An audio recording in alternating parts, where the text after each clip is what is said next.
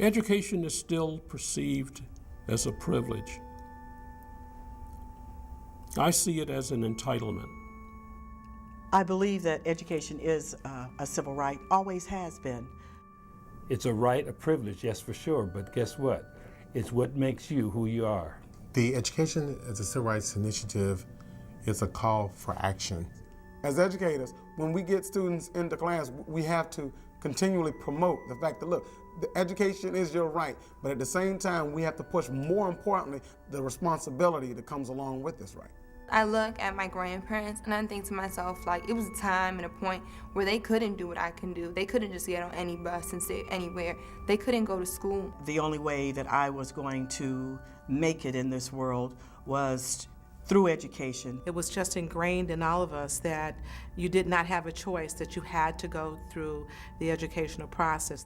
Individuals fought for every child, no matter what ethnicity, to have the opportunity to receive a free and public education. My generation, we don't have any struggles.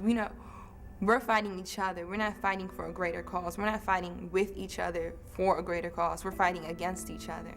Not everyone believes that all children can learn. I went to my guidance counselor and I said to him, Mr. Such and Such, I'm going to college and I want to make sure that my schedule is correct. So can you just take time to look at my schedule for me?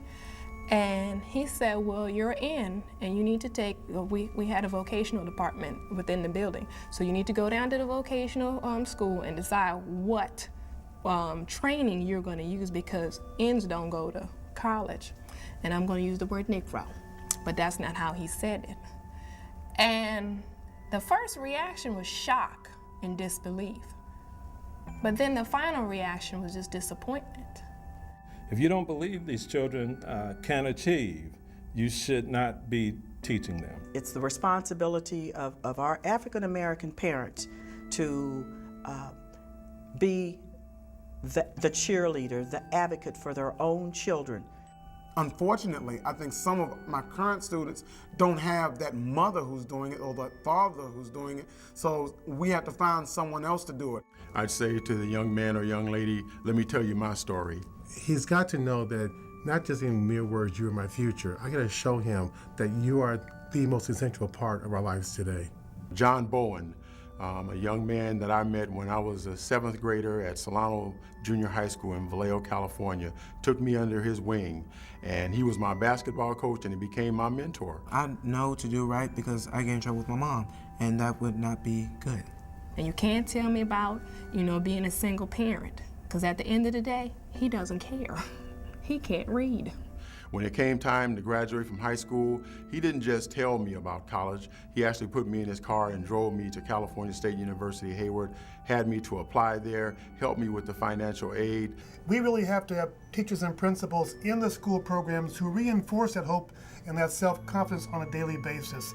We have to really get students to understand that there's a world out there that they need to be a part of. You have to set the standards for those educators within that school building to make those children aspire to something great.